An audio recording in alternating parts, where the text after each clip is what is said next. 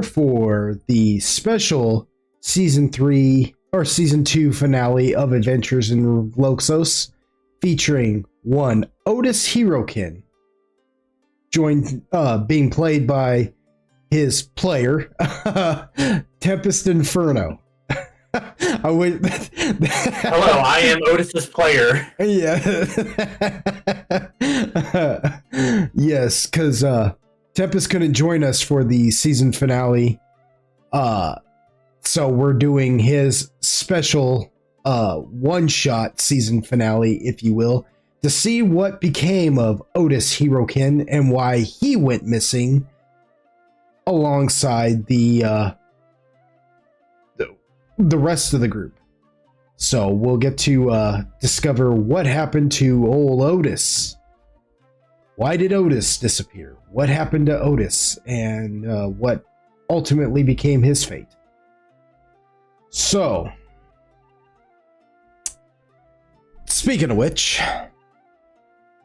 Otis, being played by one Tempest Inferno, let's give you the proper introduction. He is playing Otis Herokin, the halfling cleric /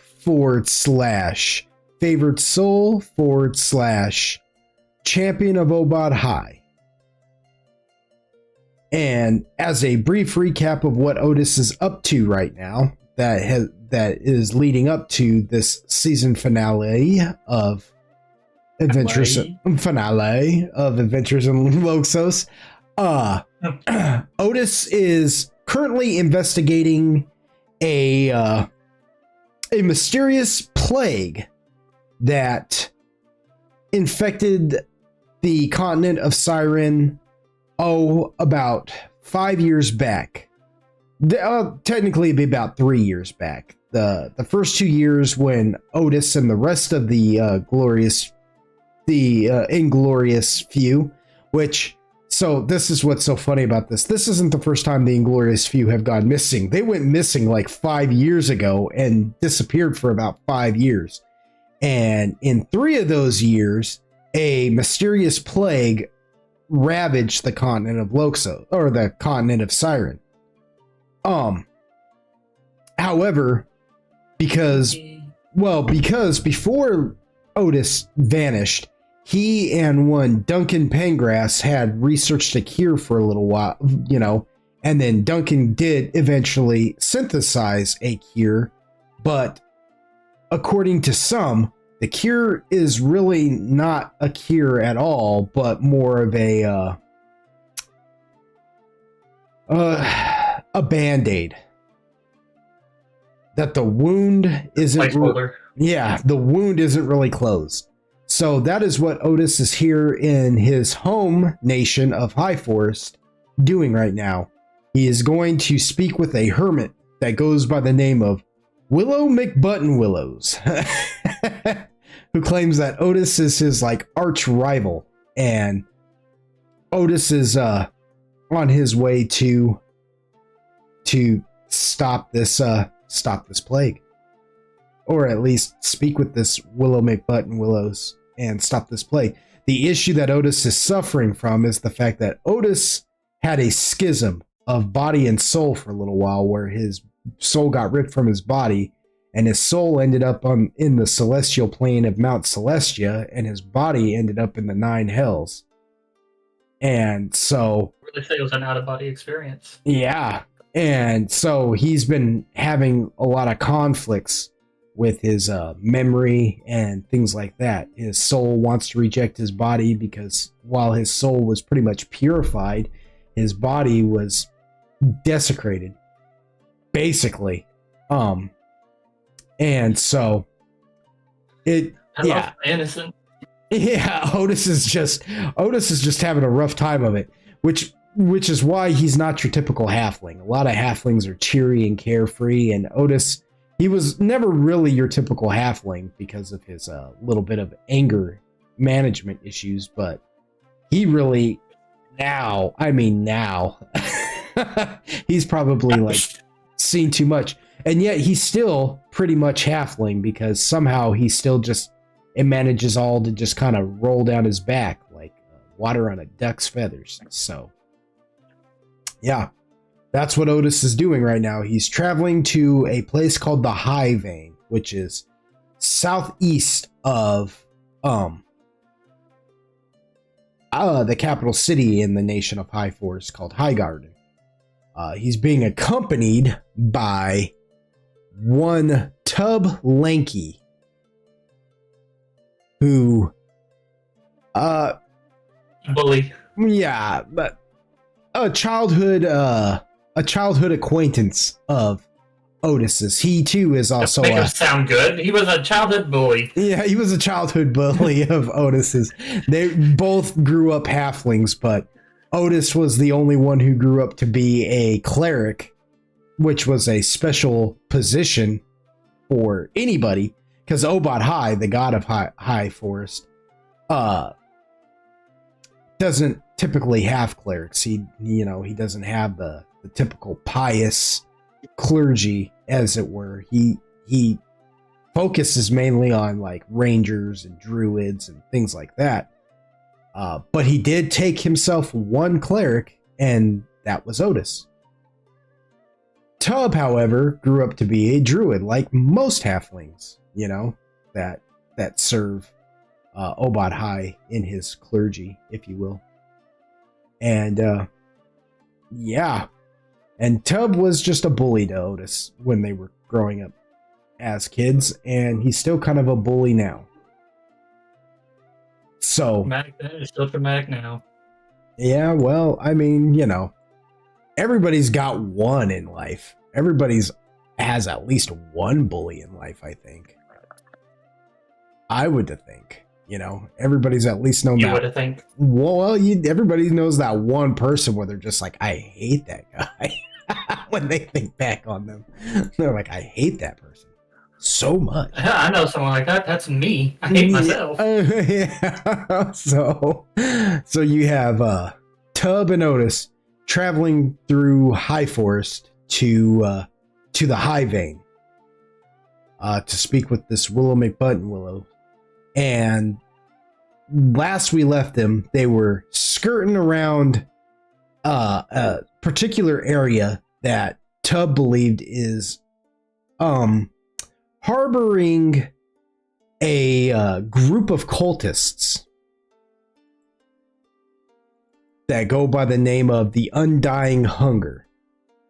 Foul people, as he claims, which when they're around because they have this uncanny knack for killing the plant life around them.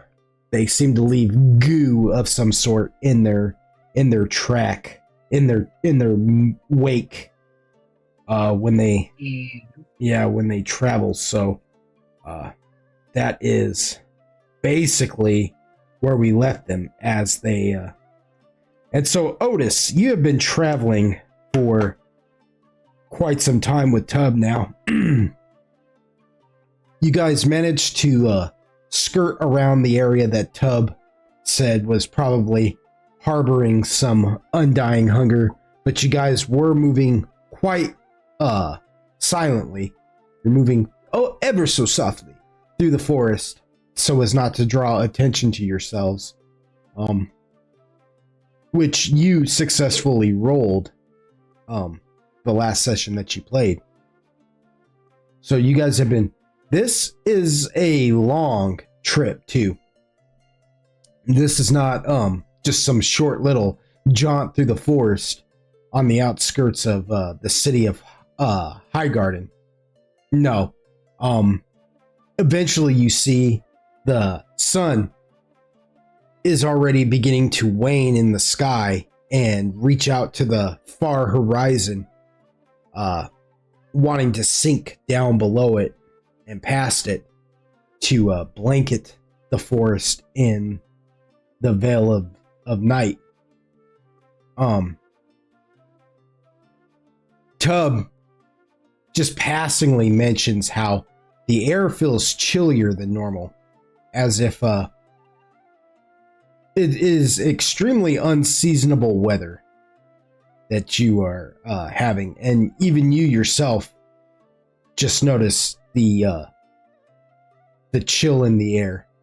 as you guys travel, till eventually, with still some daylight to burn, off in the distance you can see the high vein, named so because of it's basically, it looks like a root of a long forgotten tree is what the high vein actually looks like. It looks like just a giant root jutting up out of the ground that has to stretch for miles. But what makes it so odd is the fact that it doesn't have an actual tree attached to the root to show. Think of imagine it just this massive tree, the size of a skyscraper, if you will, with its root systems sticking up out of the ground and reaching out like fingers or tendrils on, outward. Except it's only one root without the tree. Because if there was a tree attached to this thing, it would definitely blot out the sun. And that's how massive of a tree this root would have to be attached to. And yet, it is just the root in of itself that looks as if it stretches for miles. Otis, go ahead and roll me a knowledge of history. If I must. Well, it's time to play some D&D. No. No. No. No. That's my bit. So, this looks familiar to you. You almost feel like you should recognize this, but because of the state that your memory is in, the state of decay, if you will, that your memory is in, you just can't seem to recall it. As you fight to try and remember this, Tub just happens to notice the look on your face, because it pretty much just looks like you're like trying to do like long division in your head, right now. Just and that one gift of that one girl doing like all the mathematical equations. Yeah, now picture that. Now picture her face more constipated, and that's, what I'm saying? Like, it is like you are like straining to try and remember why you know this place, and even at this distance, you guys are still several miles off from it. And even at this distance, this root is so massive, you can almost see it perfectly. You know what I'm saying?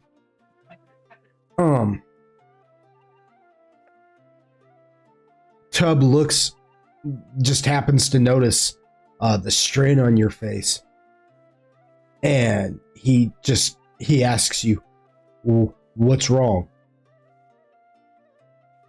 You're trying to remember. Remember what? Something about this root. What, the high vein?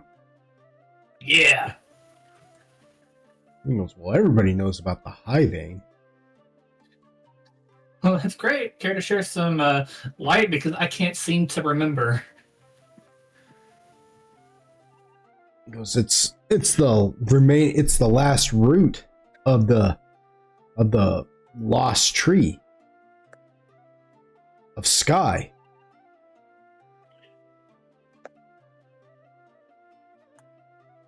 How did the tree get lost? It says, man burnt it down.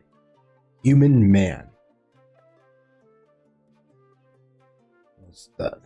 I know, human man. Says, during the age of mini war, when all the warlords were taking ground here on the continent,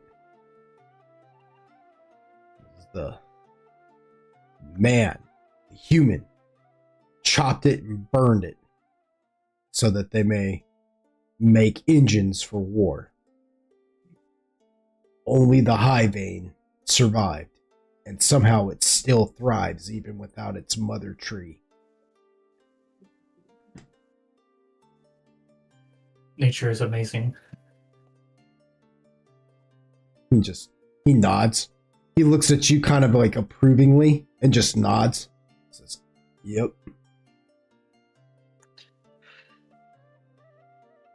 He says, "All right, shall we be up then?" Says, "Sure."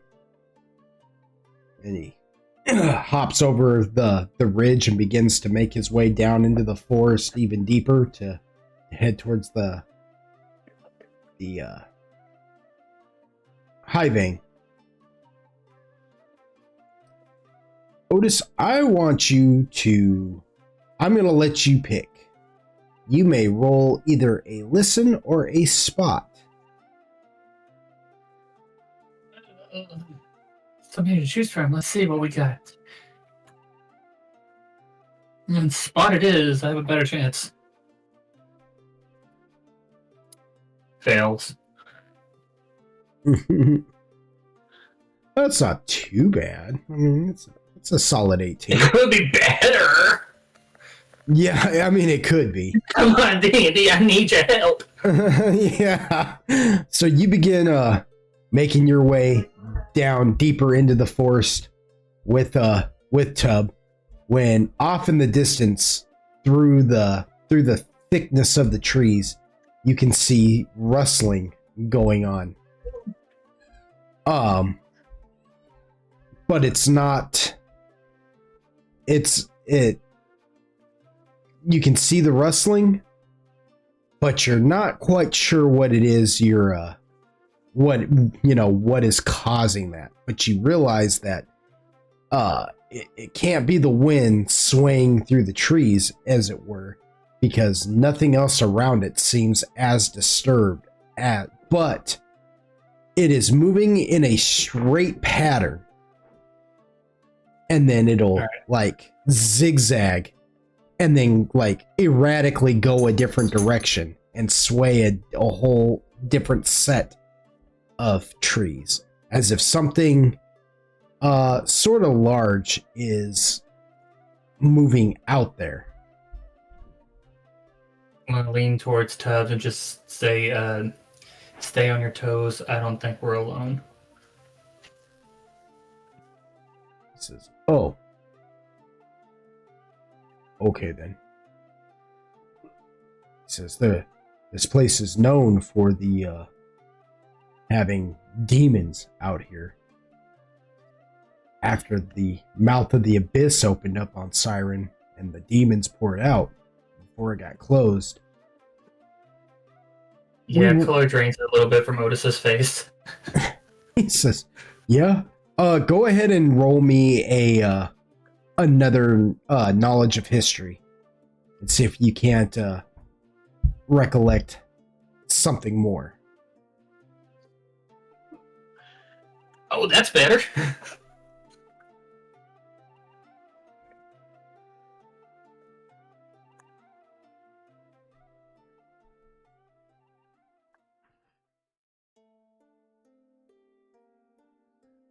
Yeah, so yeah, let me look at what you just rolled. Sorry, I got interrupted. This isn't our typical D&D night, so yeah, there could be a little bit more noise and a little bit more distraction going on in my house, and I apologize to you, Tempest, and I apologize to any of the Golden Wonders at home listening, but I mean, it is what it is. Better. It's a weekday. I mean, this is my fault being with me. Yeah. Yeah. Okay, so 21. All right, yeah.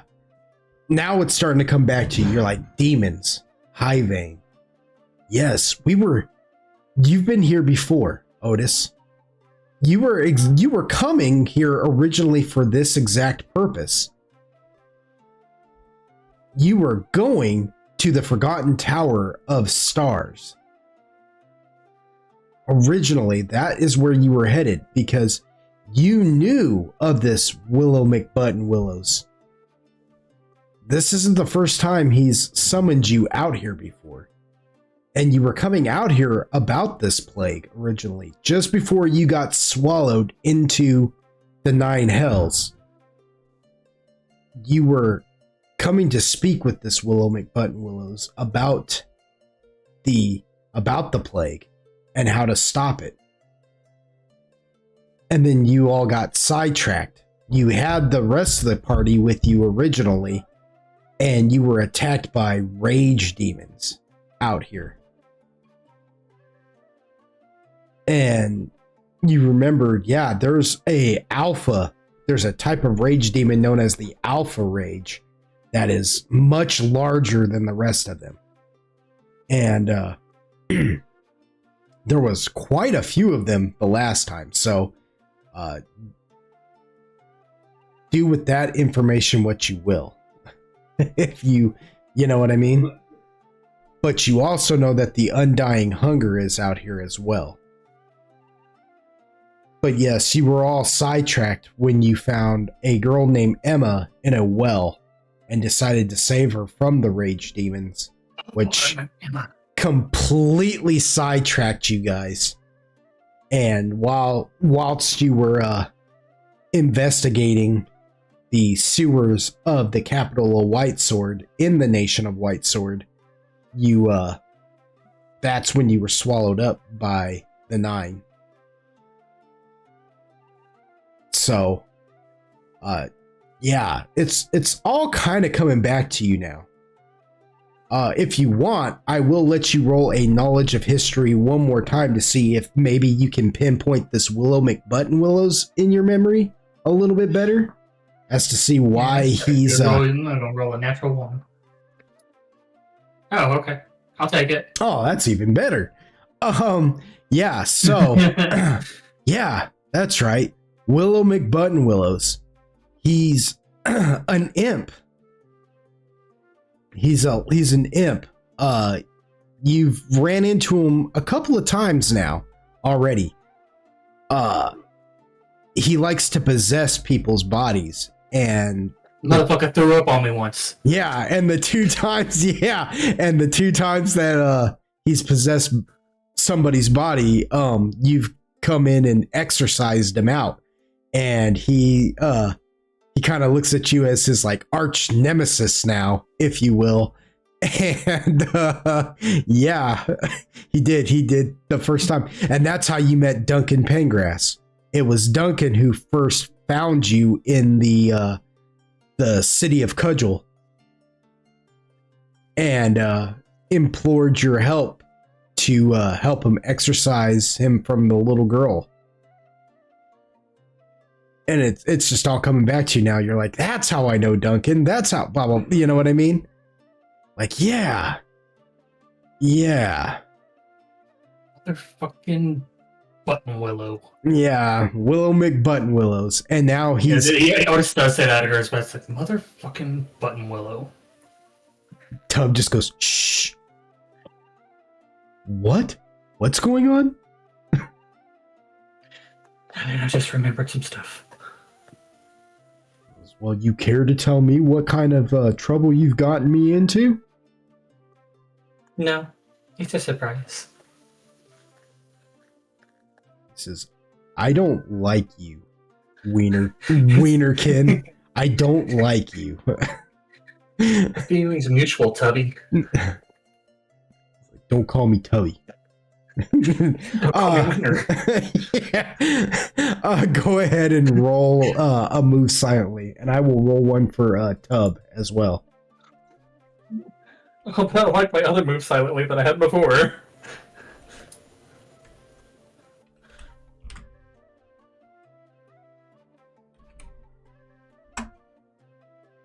All right, so you say, "Don't call me Wiener."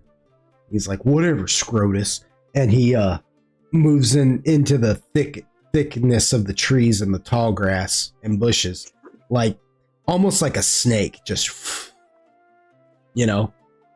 in the silence of his movements. You, however, because you are clad in armor and everything, you do your very best, but every once in a while you just hear it, like your armor just cannot help it. It just makes the sound of metal shifting, with your joints. You like almost like the Tin Man from the Wizard of Oz. You can't help but just creak a little bit when you bend your knee or when you bend your elbows. Just, as you get to moving. Go ahead and roll me a listen.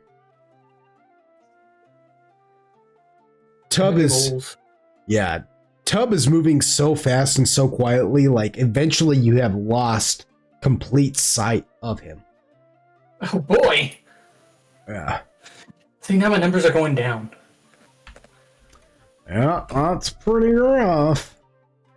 That's a rough one, all right. Ooh, ooh, ooh, ooh, ooh. Let's see something here.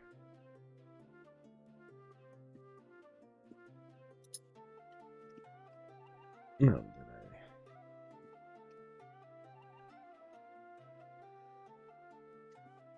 I? Huh. Okay, there it is. All right. Cool. Cool beans. All right.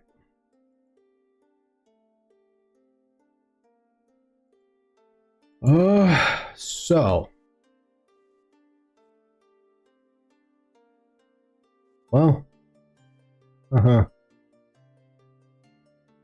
One more thing. Let me check one more thing.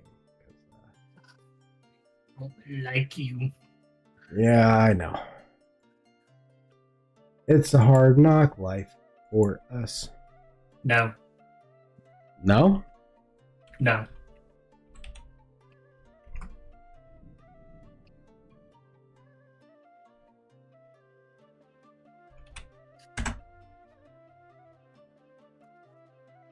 Okay, so as you're moving, you're like you're doing your very best to sound as quiet as you possibly can, but before you know it, because of the noise that you're making, you don't notice somebody sneak up from behind you with a human man-sized hand, grab you by the shoulder and spin you around. Standing there before you, you see, well, what do you see? You see a disfigured human man standing there. He's wearing like one of those wide brim, like almost like a farmer's hat, like a straw hat, only this is more like dirty cloth. He's got, wrapped around his face, he's got a dirty like scarf to hide the bottom half of his face, and then he just wears real tattered like cloth like robes and leather pants with like just dirty cloth boots.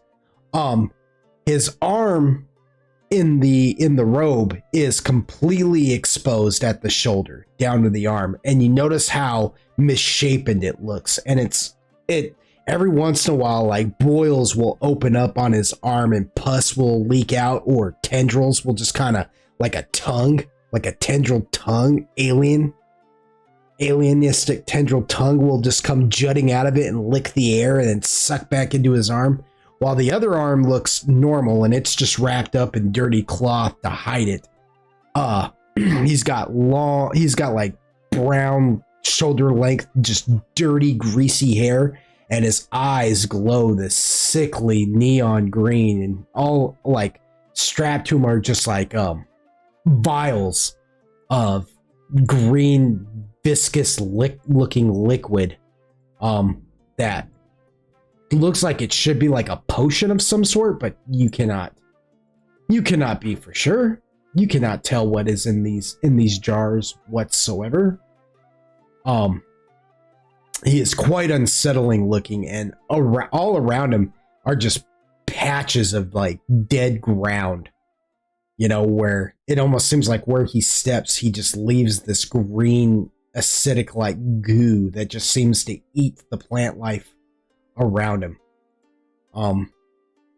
Again, he's just something that should not exist. What manner of being is this that does this to themselves? He's not human. Yeah.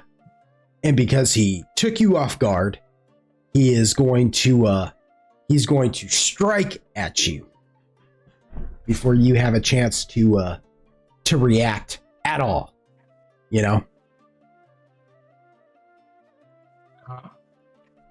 Uh-huh. How much does it get me for? Well, what effect do I have now? What negative effects do I have? Am I dead? Just tell me, I can take it.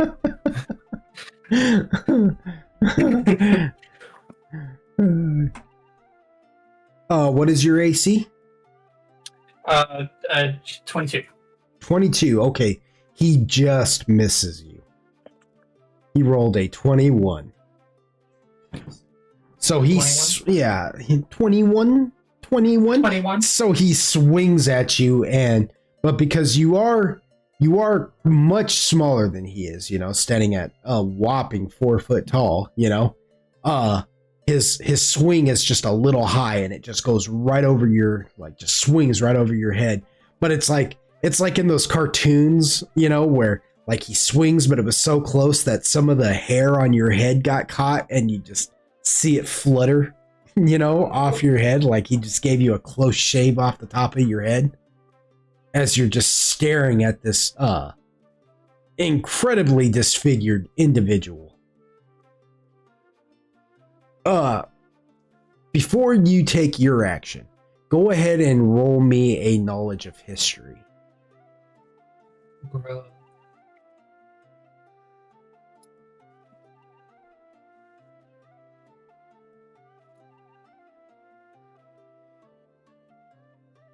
I told you. I knew it. Oh man. Well, it's a good thing you got that out of the way now. Yes, but you look at this, and there's just something so nagging at this about this person. You just can't quite put your finger on it. You just get this nagging feeling about, as unsettling as he is, you're almost not entirely surprised. You feel like you should be a lot more shook about this than you are. And you can't really, and you really don't know why. And yeah, he's taken his attack, and now we're going to go into initiatives. We're going to do opposing initiatives because it's just you versus him. So we're going to roll and see whose initiative wins. Alrighty? Alrighty. I mean, my initiative's a 2. Wow. Yeah, it's not going to take much to beat it. Well, I mean, you might beat it. It's not like his... Don't give me false hope. His initiative isn't exactly, like, amazing. Initiatives aren't like... But is it more than 2? I mean, yeah. Okay, then. Don't sugarcoat it.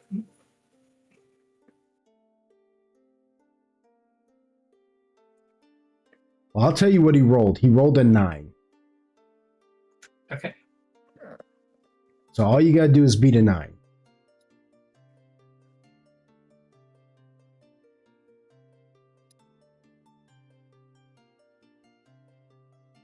The fuck? What? Why you no roll? Why don't you roll? You attempted to use a roll command looking for the value of a selected token, but no tokens are Oh, selected. there's no token. You'll have to manually type it in. Shit. Okay. Yeah. I'm stupid. Remind me what 1d20. What? Well, it'll be 1d20 plus your initiative. So Okay. Yeah, so it'll be 1d20 plus 2. Yeah. Told you. I fucking told you. Whoa, that's 2 ones in a row, my boy. Told you. That's 2 ones in a row, my boy. If you get a third one, I'm really sorry, but you're probably gonna die. Because that's gotta be an omen. That's gotta be. I guarantee you, the last session that you had with everybody else didn't roll this many ones. Yeah, if any at all. So I'm going to get them all. Yeah, because D&D hates me. Ooh. All right. Okay, we can take our attention away from the nat one now. Let's move on. Yeah. Up to battle. He gets to go again. Yep. So he swings high and misses, and seeing your like just kind of like shocked expression and the fact that you're kind of like doing the long division in your head again, he takes advantage of that and tries to like swing at you again. Just straight up takes advantage and tries to hit you again. Don't make it sound joyful. All right, well, that time he hit you. He rolled a fat 29. All right, what did he do to me? Well, he does it all. You did. He did. You know how much damage he did? All the damage. He did 145. all of the damage. 145 is not bad. That's quite a lot of life you've got to play with right there. I'm gonna say, like, it's not like you're in any kind of issue right now. You know, you're not necessarily screwed just yet. Just yet. Just yet.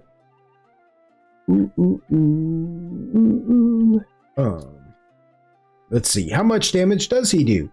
It is a sword. So it is a sword. It is a sword. La la la la la.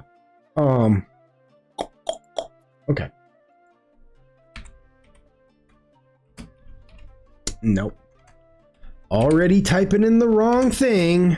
Already. Here we go. Well, work was long today, alright. Lay off me, I'm starving. Did you just eat? Yes, I did. Thank you for thank you for pointing that out to the audience at home, that I'm a fat ass. All right. It's okay, I am too. I just ate and I'm hungry. Well, shoot, man. He couldn't have rolled worse if he had tried. He hit you for 9 points of damage. Okay, but what effect do I have? Nothing yet. Nothing yet. What effect do I have? When you just instantly assume that I'm just going to start hurting all your freaking ability stats and freaking... I'm like... I mean, listen. Your pee-pee comes alive and tries to eat your leg. That's weird. Yeah. That's weird. What was you ever see that episode of The Office when he's like, which penis opens up and swallows the other? No, watch The Office. Oh man, it's so funny. He's like, which penis opens up and tries to swallow the other penis? And the one guy just goes, oh my God. Because he's legitimately asking that question. Like, he thinks that's how it works. It's so funny, dude. It's so funny. Yeah, so you got hit for 9. You got hit for 9. And he's going for his second attack. What? Well, yeah, he's got more than one attack. Well, yeah. See, he is trying to tell the audience. Of course again. But of course again. Oh, man. He rolled a 27. Oh, surprise. Well, if it makes you feel any better, his attacks get weaker as he, you know. No. He hit you for 7. He hit you for 7. I'm rolling high tonight, folks. Okay. Don't talk to me about rolling high. He's going for his third and final attack. What the fuck? Okay, hold up. I gotta do some maths. So far, he has done. I can do that for you if you need. I got my HP. Don't worry. I got a calculator. Okay, you got it? Okay. Yes, I got it. Continue. I got a calculator too. One more attack. And that one he misses. So he rolled a fat 7. So he like sees that you're stunned, and then he slices down on you and clanks the blade of his sword off your armor, which like jars you, and then he backhand swings, and you like kind of like pop back for a second, which keeps his like sword from like just completely taking your head off, but it does nick you in the collarbone a little bit, causing a little bit of blood to come out, and then he tries to like downward swing and just chop you in half, and you just kind of sidestep that, like, okay, better time to lock in because he's gonna kill me if I don't, you know. And now it is your turn. All right. Does the guy look undead in any way, shape, or form? Does he look undead? Mm-hmm. I mean, he looks undead. Yes, he looks all dead. Yes, but that doesn't necessarily mean he is. I'll tell you what. That, already getting my answer. Roll a because we have changed up the combat in this game. I will allow you to roll a skill to see if you can identify if he's undead or not, just to be for sure. All right, let's keep. Go ahead and just roll me a spot. We'll just go with a good old spot and see if that. Come on, D&D, please. I'm begging you. There is nothing that denotes that he is.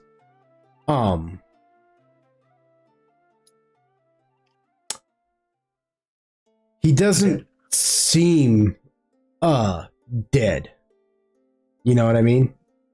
Okay. He doesn't seem dead. The coloration of his skin is pretty good. He seems more sickly than anything. Which I will allow you to roll a heal or a medicine. You know what I'm talking about? Your skill for medicine, or what is it called? Heal? Yeah. I think it's what it is.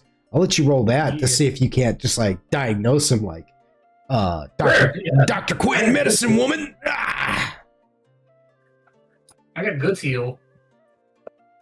Yeah, you do. Yeah, I do. Yeah, you do. Yeah, so you're looking him over, and yeah, for sure, this dude ain't dead, but he's definitely sick. He's infected with something. You're looking at the pus coming at that will jut out of that infected arm of his every once in a while. All right, I know what I want to do. The tendrils and stuff. Yeah, he's got a nasty parasite or something. Something's just like, ugh. I'm going to try to go for a restoration greater. Oh, restoration. What is restoration greater? This spell functions like lesser restoration, except that it dispels all negative levels afflicting the healed creature. This effect also reverses level drains by forest or creature, restoring the creature to the highest level it had previously attained. The drained levels are restored only if the time since the creature lost level is no more than 1 week per caster level. It dispels all magical effects, penalizing the creature's abilities, cures all temporary ability damage, and restores all points permanently drained from all ability scores. It also eliminates fatigue and exhaustion, removes all forms of insanity, confusion, and similar mental effects. Okay. So you cast Restoration Greater? What does that... Right. Is that from your cleric or your favorite soul? It's a cleric. So how do you call down upon the holy might of Obad High to freaking try and restorate this dude? Well, because Otis is kind of sort of in a panic. It's like, oh but High, fix this guy. Oh, but High, fix this guy. Anyways, so it hits him, the magic like hits him, and he just kind of looks around like, and then looks at you, and he's just like, he pulls down his deal, his mask, and you see that he's just like a normal looking dude just with a funky arm. He's like, seriously? Like, what is that all about? Like, what are you trying to do exactly? No, but really what happens is you hit him with that, and but yeah, he just kind of looks around for a minute like but nothing seems to happen. He just kind of snorts his nose from behind his little scarf mask, just kind of like almost like you blew pepper up his nose. Like he seems like he wants to sneeze, but he doesn't, and nothing seems to affect him. doesn't seem to like do anything in particular to him at all. Yeah. You're on to something there. I can't quite tell you, and I don't know if you actually have it or not. But you're on to something there.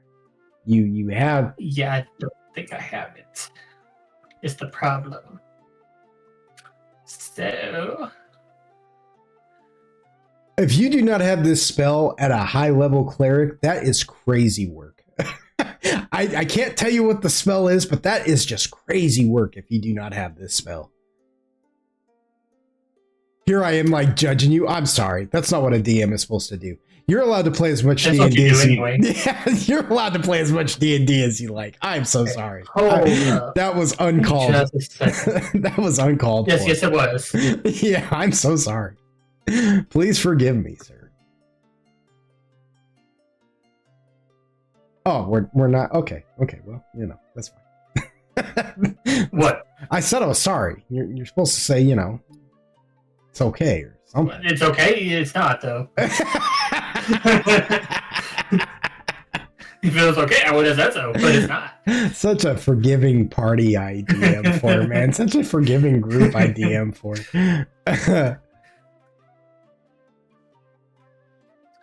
Yeah, I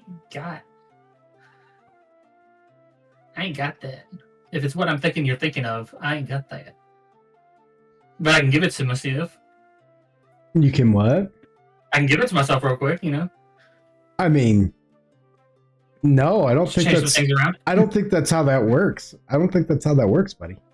I was not, Dan. Yeah. If only. Yeah. What do you think well. What do you think it is? Just out of I curiosity. don't know. I actually don't know. Oh, you don't. Oh, okay. Oh, so you were gonna try and trick me into telling you? Sneaky. Yeah. No.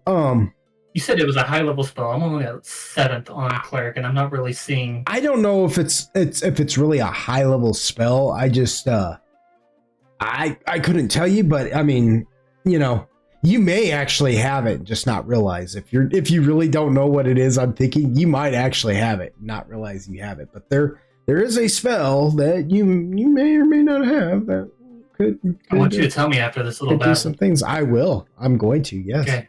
Oh, for sure. So, or maybe I won't. So you cast that spell and it doesn't seem to like. Wait. Huh? Do I? No, I don't have it. I have the wrong one. I have the wrong one.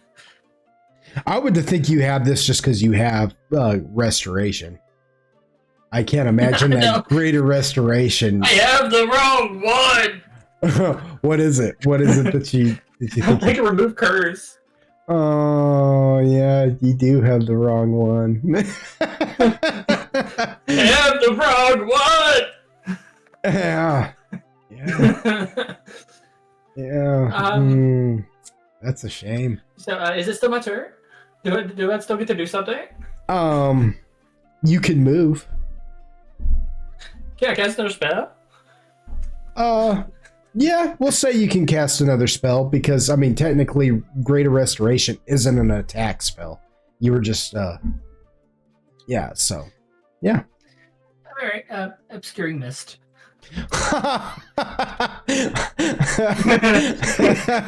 God, peace. You're like that one meme with the kid going peace, and then he just fades right out. You're just like peace, fade out, miss just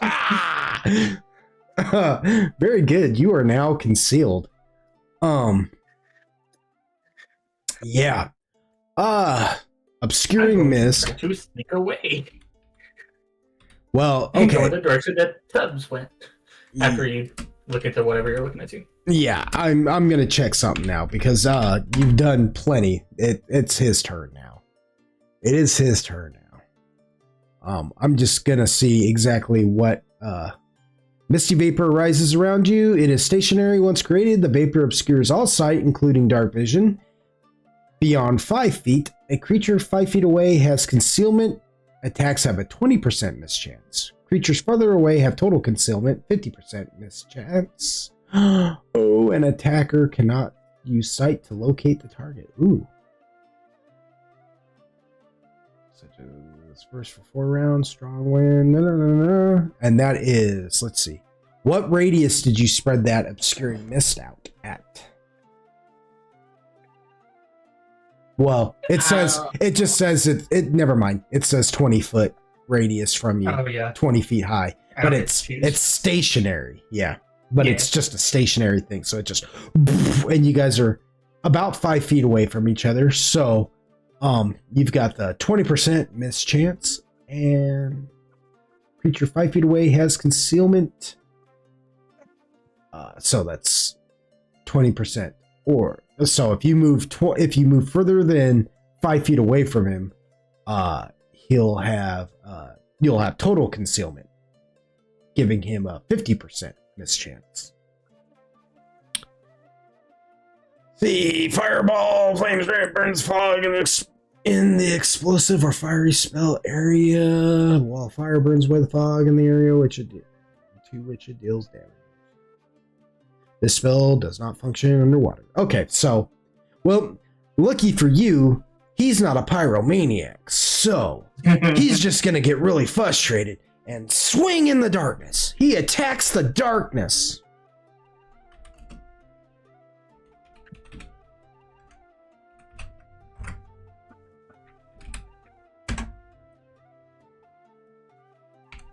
Oh, well, he missed anyway, so it doesn't matter if he had the total, if he had attacked, I'd have rolled to see if he missed just because of the 20% mischance. But he straight up rolled a 17, so this obscuring mist is effing with him. He's like swinging in the mist now, and like every once in a while you'll just see a sword come cutting through the mist, and you'll just kind of duck it because he's just swinging wild. So it's easy for you to just dodge around him right now as he swings in there, and you can hear him like he's saying something.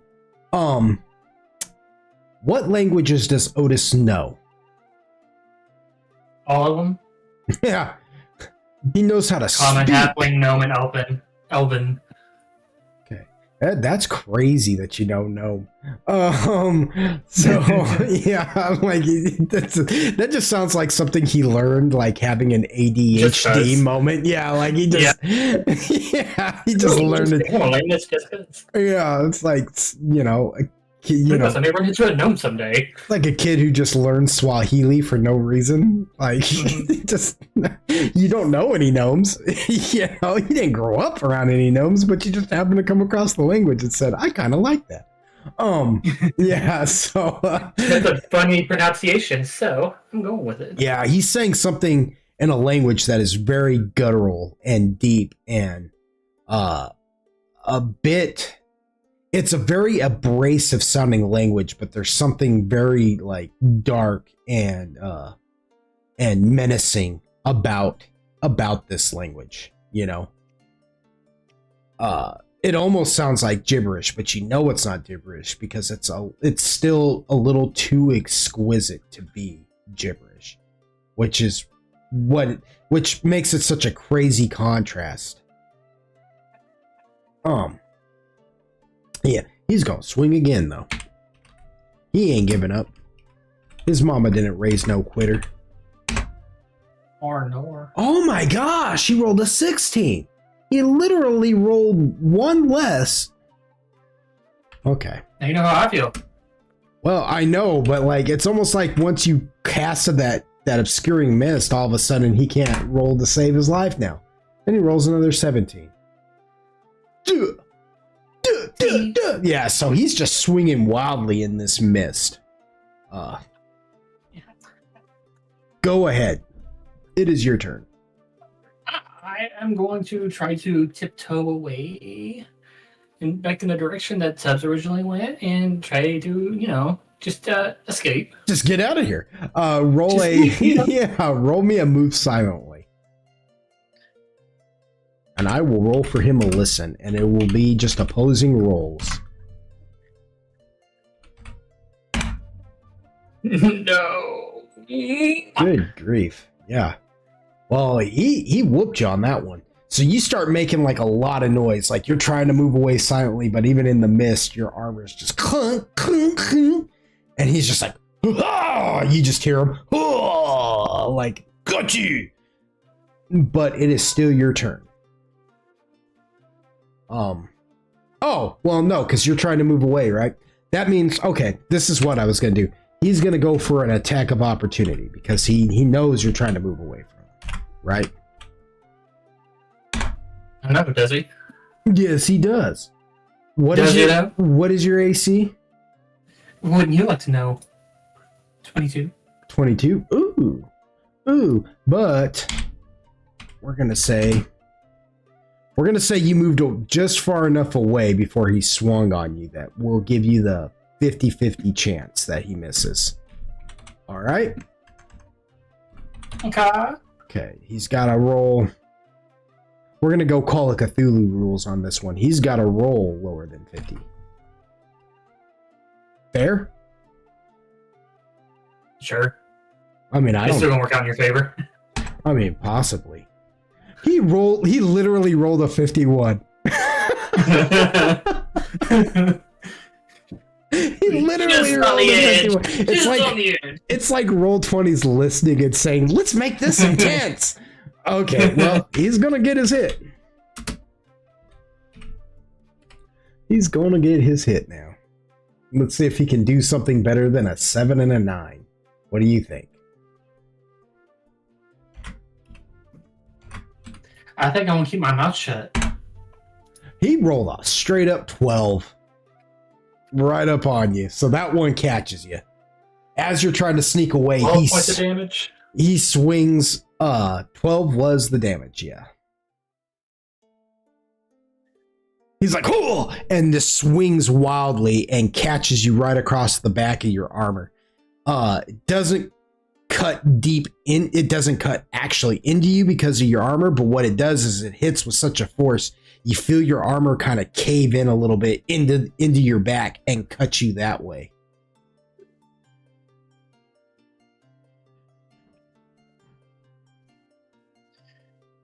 All right, did he get 2 more? No, that was just an attack. Yeah, because you're disengaging him in the fight. It's technically your turn still.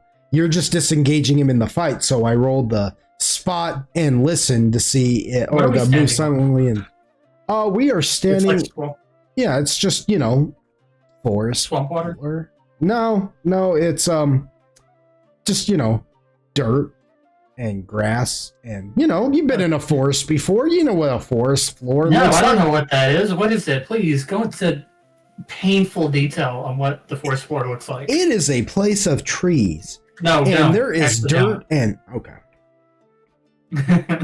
If listeners actually want to know, you can do that on your own time. Okay. Who knows? Maybe some of them have never been to a forest.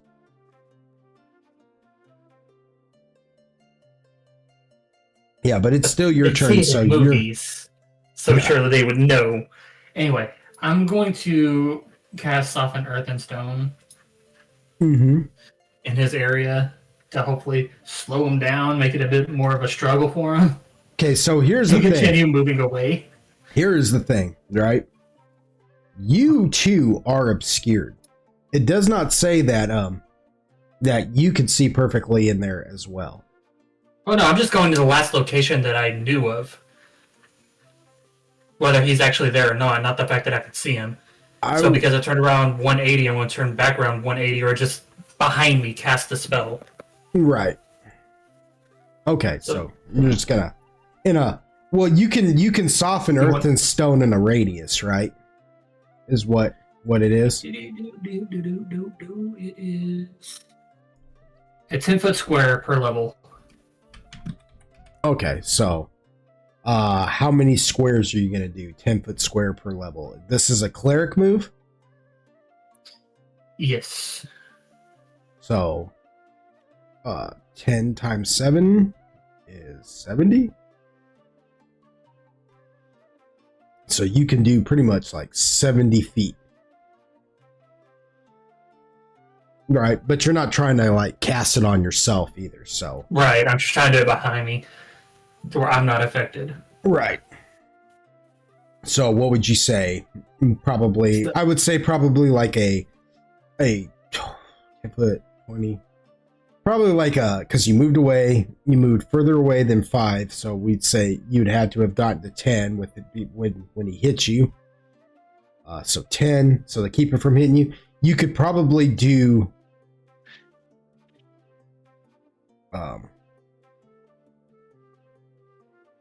yeah, you could probably do what is it? 50 is what I was thinking. 50. 50? Yeah. Oh, I think 50 you'd catch yourself in a 50-foot square. It would stretch out to you. You'd be within that radius. Oh, okay. I'm thinking I'm thinking just a solid 10-foot square. Actually, probably just or a 10 because it's 10 feet per caster level. A 20-foot square would probably actually do it. Yeah, let's do it. Okay. So you just boom cast a 20-foot square in the general direction. Go ahead, because even though you spun around, you did a complete 180 and threw it down, right? You're still an obscuring mist. This is still freaking, how can you be 100% sure, right? Right. You just can't.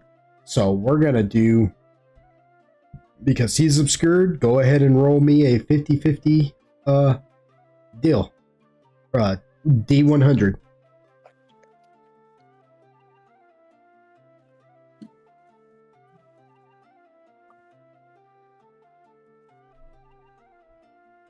Okay. Well, we'll do the Call of Cthulhu rules. We've already established that. You rolled under a 50, so you win. All right. I was genuinely about to get upset there for a second. Like, no! You cast it on yourself, stupid! Yeah. That one is like, I just deserve to die. I'm just going to kneel, arms open wide, like, just kill me. I'm done. So you spin around, right?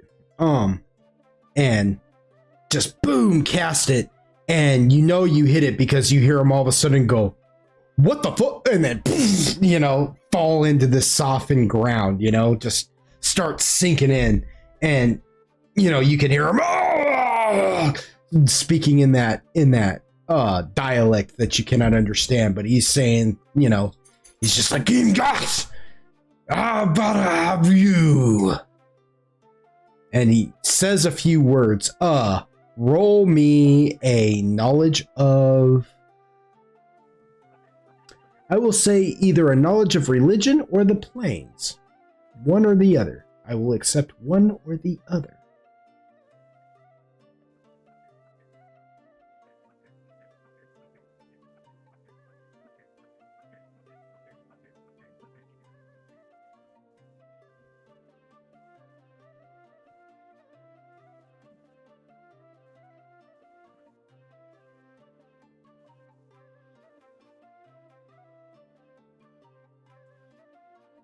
Oh, 16. I'm sorry. I zoned out for a second there. Work was long today. I'm sorry. Okay, 16.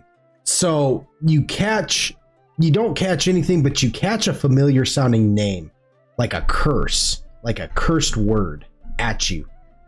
You catch the name Jubilix, and you feel like you should know that name. You're like, why didn't I, why didn't I pay more attention in school? Jubilix avant-garde at you. There it is. I have it in my notes. Research the name Jubilix. Yep. There it is. Yep. And you realize, and because you have that note, I will give you this memory just because you have that note, because I am so impressed at the fact that you take notes. If I don't, I ain't gonna remember shit. You have ran doing that great. You have ran into these guys before. You remember them now. They you have fought them once before. It was a few of them, and they conjured up these cubes of jelly that started off very small, but as they came together, they grew into this one massive cube that, as it moved, as it oozed towards you in the party, it was literally devouring everything around it, and not devouring it like visibly eating it. Like it would suck things into the cube and then just dissolve them.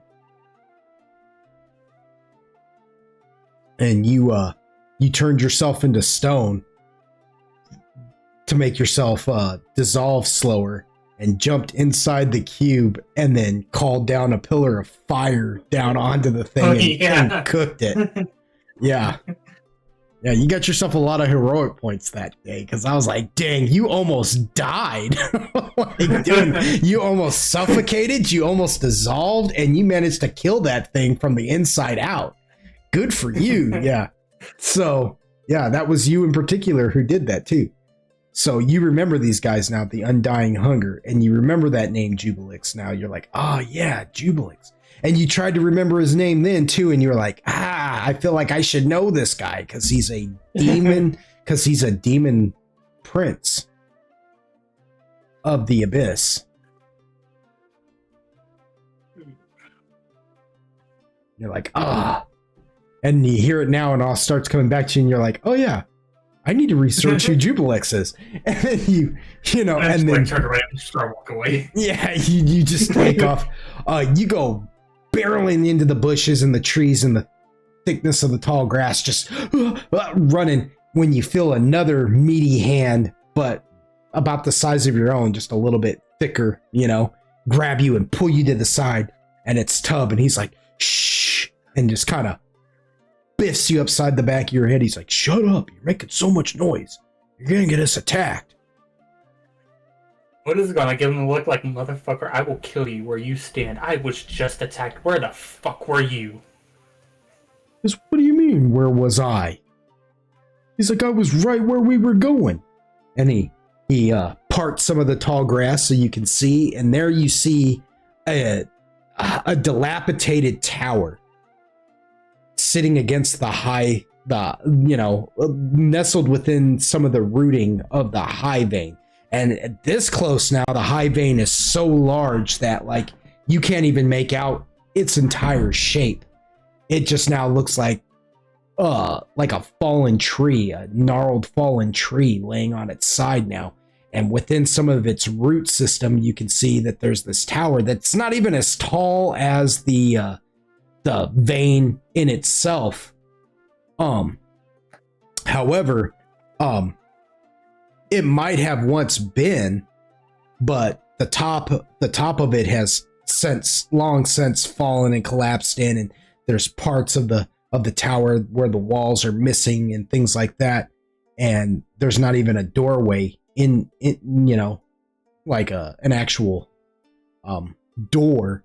Now there's just an what do you call it, an arched shape mouth acting as the opening, as if at one time maybe it had a door, at least a portcullis or something, but nothing there now. It says, I was waiting on you. This is where we were headed. This is the Forgotten Tower of Stars.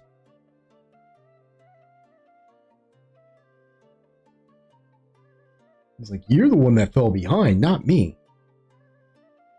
Otis is going to smack him upside the head. It hurts Otis's hand more than it does Tubbs' big old fat melon. We'll try to hurt him, but just hit him upside the head the same way he hit me. Yeah, Tubb barely even flinches, and he just kind of squints and looks at you, and he's just like really? He's just giving you that look really? Yes, let's go. All right. Actually, can we take a nap? Yeah. Also, before we actually continue, remove curse was what you were referring to, right? Remove disease. Remove disease? Remember, I told you he's got a parasite. You did the heal check on him. It was a parasite. A parasite's a disease, my boy. There is a remove disease. There is a cure disease spell. I am almost positive there is a cure disease spell. Hold up, he's about to find out.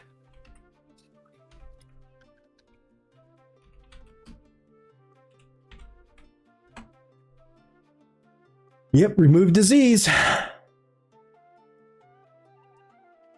Cleric level 3. Cleric level 3. Yep. Remove disease cures all diseases that subject is suffering from. Okay. I have never had that spell. I've had remove curse. Actually, for like the longest time. It was like the main spell that I kept in there. And I finally swapped it out for something different, but I've never had remove disease. Well, it would have been really funny because you would have had to like range touch, like you would have had to range touch attack him, which isn't hard. It's just a touch attack. It's not a range touch attack. It's a touch attack. You'd have had to like give him a big old hug. Touch him and been like, hug his leg. Hey, guy. Give him a little hump while I'm at it. Yep. You're cured. Yep. I mean, he would have gotten a fortitude save against it, but yeah. Anyway. But yeah, it would have definitely done some. It would have given you the upper hand on quite a bit if you could have pulled that off. Yeah. Yep, it's like a phoenix down in Final Fantasy VI. Before we continue on, actually, I'm going to pull out my monster manual Mm-hmm. that has all my tokens and stuff in it, and see if Cassius is in the book, because I did leave Cassius behind. You did leave Cassius behind, and the coin is missing in the book. Okay. He is not there. He is not there. But it's the oddest thing. I'm going to try to summon the lizard. Shocker? And see if his coin... Yeah, Shocker. I'm going to see if Cassius's coin will appear back in the book. From what I gathered, not more than one can be summoned at a time. Yeah, so... Interestingly enough, you do summon Shocker. What you get there is a he's like a his size is tiny, right? Because he's just this little like he looks almost like a horny toad, only he's like bluish green, like almost like a turquoise color, and he's got these big old freaking orange red eyes and these little horns coming out at him with like little spinies on his body. And every once in a while, his body just goes zzz, zzz with electricity. I mean, he really is the cutest little guy. But like, yeah, he Cute but deadly. Yeah, like when you summon him in the coin, he just appears on the coin comes up out of the book and spins around, and then he appears on your shoulder. Just.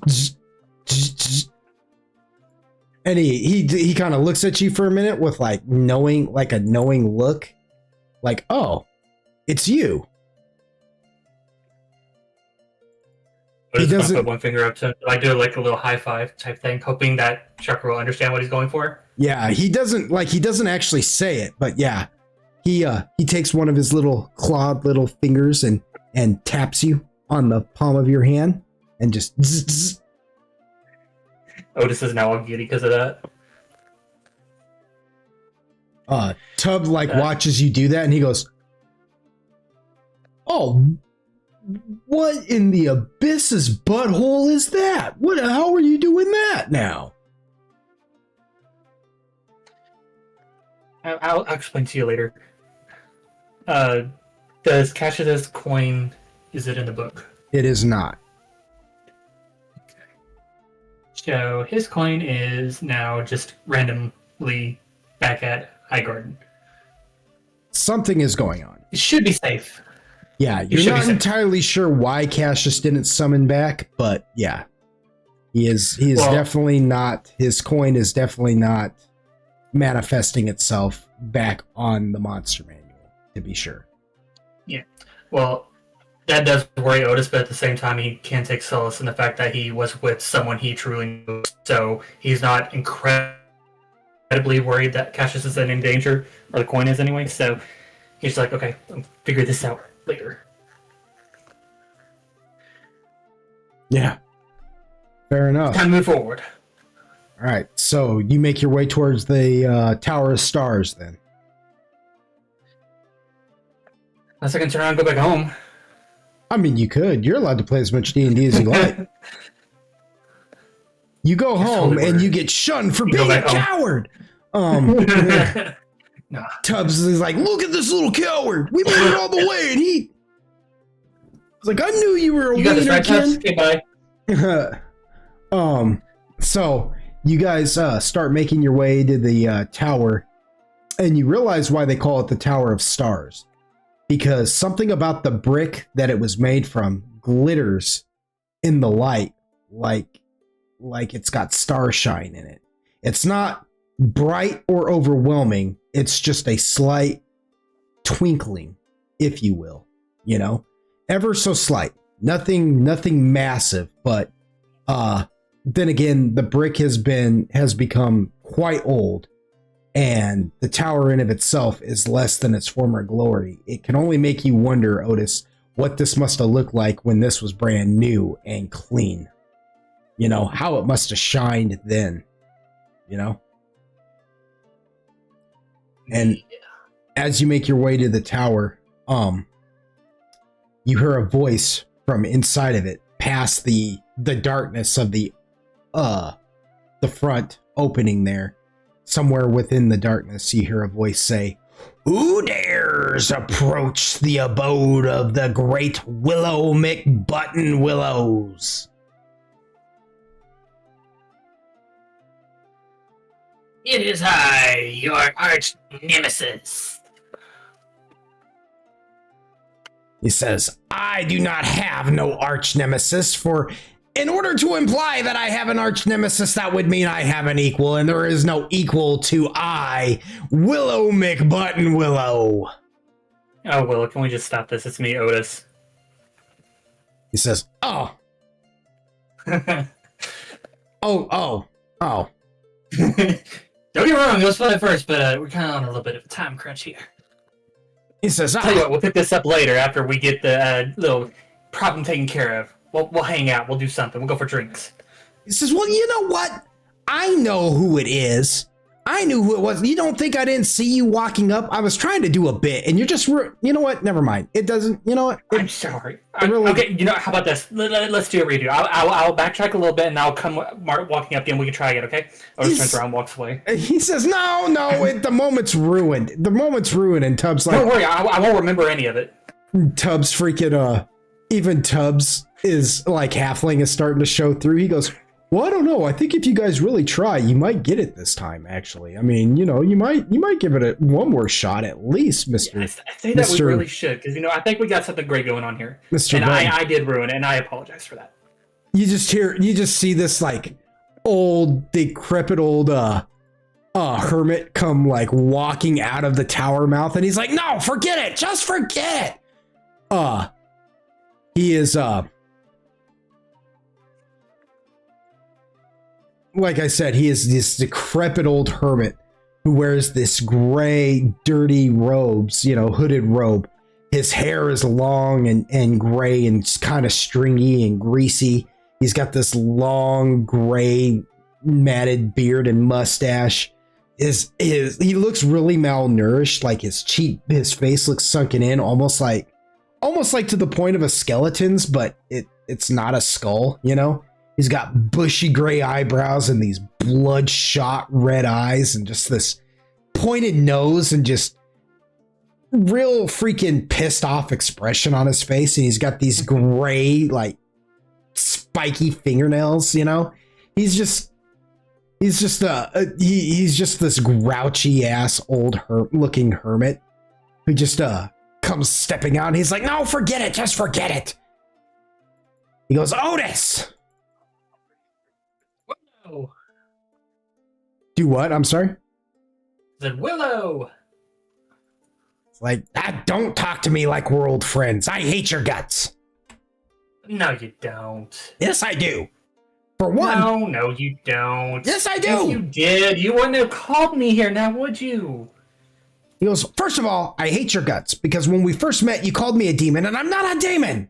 Imps are devils. Okay. We're not much of devils, but we're still devils. I apologize for getting that wrong. You see, it was my first time doing an exorcism. I didn't know exactly what I was doing. I was winging it. He says, you mean it? Yeah, I mean it. Come on. Says, well, okay. Well, apology accepted. That's all I ever really wanted. And then he sits down just on a stump. Says, so. Can I ask you a question, then? What's that? Is this who you've decided to possess this time, or? He goes, oh, yeah. Genuinely curious. He goes, oh, yeah. He's like, oh. Then he thinks, he goes, what is his name? Do you even like this one? Wilton? Oh, yeah. Oh, Wilton here. And he like pulls back the hood and reveals that he's got pointed ears. He's like, he's an elf. Hermit. Oh. Old hermit elf. Wild elf. Like that, he had nothing to live for anyways, and so I just took him. I saw him and I took him, all right? Don't question me. Oh, I'm not questioning you. I'm just asking some questions. You know, it's been a while. Is he still alive or is he dead now? He goes, he sniffs his armpits. Still alive. Oh, okay. Like, now that you have recognized that I am your superior, I guess I should help you in this said task that you have before you. It would be greatly appreciated. Ah, yes, the disease, the plague. He goes, yeah, kind of ran into another one on the way here, I believe. He says, oh. He says, who? The hunger? Oh, is that the disease one that we're talking about? Is that a completely different disease? The plague. I'm talking about the plague. He goes, keep up, would you? Sorry. ADHD. Yeah. Tub is like over there too. Like Tub at this point has lost all attention span as well. He's like sitting up underneath of a tree, kind of like looking up at up into it. And every once in a while he'll just like pick his nose and then look at it and kind of flick whatever off his fingernail and then go back to like just staring up into the trees. Friggin' McButtonwillow looks at you and he says, the plague you stopped. You helped the old man stop. Oh, right. Yes, it's a demon plot. And because I am a devil, I am, obliged to stop any plots by demons that will give them a foothold in the material plane. If anybody is going to ruin this plane of existence, it's gonna be the devils and not the demons. No, fair enough. They're savages. Devils versus demons. I'm on your side. They're filthy savages. At least we have a little bit more je ne sais quoi. Yeah, they even cursed me. Says, so. He goes, yeah, well, so the hunger. Yeah, it all begins with the hunger. Actually, it's weird you should say that. Yes, the hunger. But they aren't actually trying to spread the plague. They're just trying to devour, henceforth, the undying hunger. And then he like snaps his fingers at you and he goes, you keeping up? You keeping up? Yes.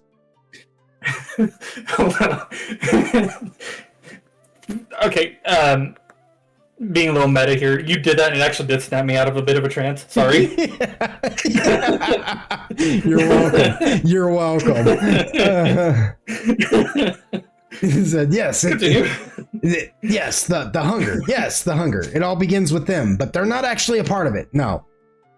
They just want to devour. They're not actually trying to plague anybody. If it weren't for the plague doctors, then they just... this wouldn't have happened. But the plague doctors, see, they got a hold of it. They've been trying this entire time to create some kind of cure, they call it. They call it the cure, but it's a plague. And once they got the strain from the hunger, they perfected it. And now it's just lying dormant. Everybody's a carrier, Otis. Everybody. When it comes alive, it is going to devour everyone. So how do we combat this? He says, "Well, you've got a lot of ins and outs in this one. A lot of ins and outs in this one." He goes, "So," and he thinks about it for a moment. He goes, "I don't really know." He goes, "But I know somebody who does." And So- who might that be? Says, "Oh, an old friend of yours."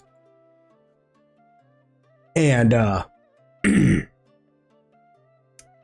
of the mouth of the tower steps forward a humanoid, like canine. Like, he looks like he should be a fox or maybe a wolf or maybe even a coyote. He looks like he should be all three, and yet he is none. There is just something off about him. He is very sinister in appearance with his canine look. He wears a long black robe with like some kind of devilish runes on it, and he's got patches, like streaks of red fur in his tail and on his face as he steps forward. Yeah, I knew you'd recognize him. He's got the bifocals. He's got a set of bifocals on his nose, and he steps forward to you, Otis, and he says, "Well, Otis, my boy, it has been a long time." Otis does that face, the oh no kind of face. Doesn't actually say it, but does a face and does not try to hide it. It's like, oh no. Says, "Oh, come on now. Why the long face? You act like you're not happy to see me. I'm happy to see you." He says, "Oh, you mean the deal we made? Don't worry about it. You fulfilled your end of the bargain. It's not your fault it failed. It's mine." He goes, "I had to test the waters. The waters proved to be too hot, so I got out." And you are looking at, I'm sure you remember the character, but the name was Arcanoloth. Arcanoloth. I have that in my notes too. Yes, Mr. Arcanoloth. Yes. He looks at you and he says, "But it seems that fate has brought us back together, since we have mutual acquaintances here in Mr. Buttonwillows." And he pats Buttonwillows on the back. Buttonwillows is like, "Don't touch me, Arcanoloth." He goes, "We're not that kind of cool."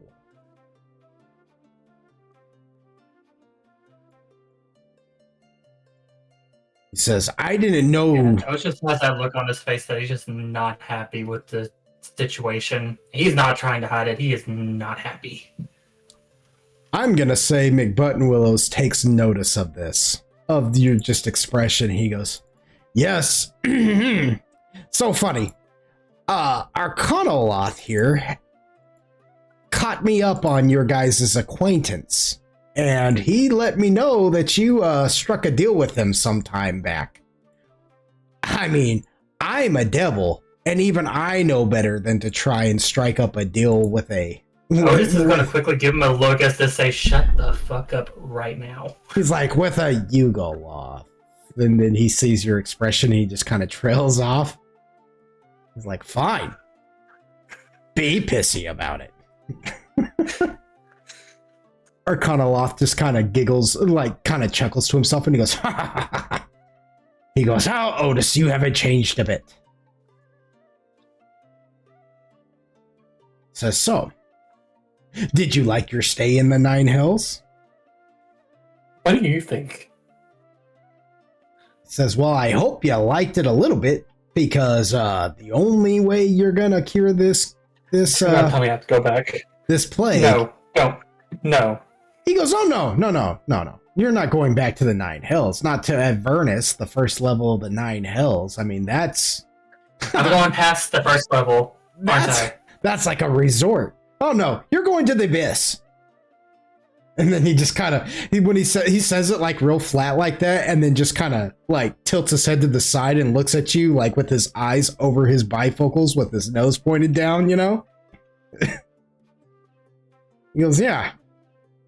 The Nine Hills seems like a vacation now, doesn't it?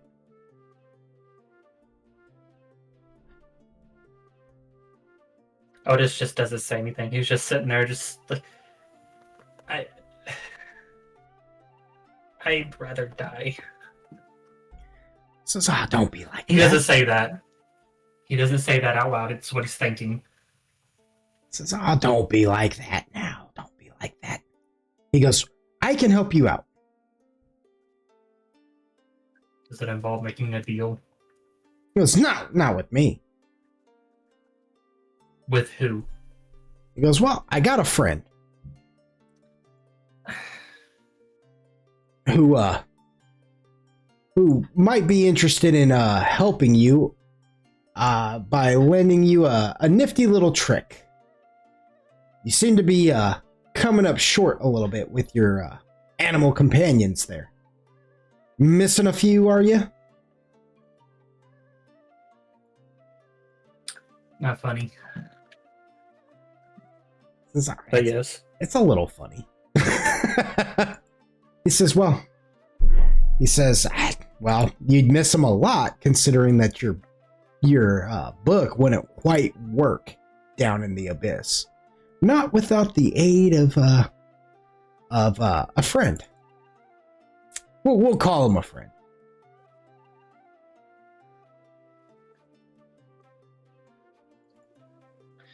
Tell me what I need to do. He says, Wonderbar.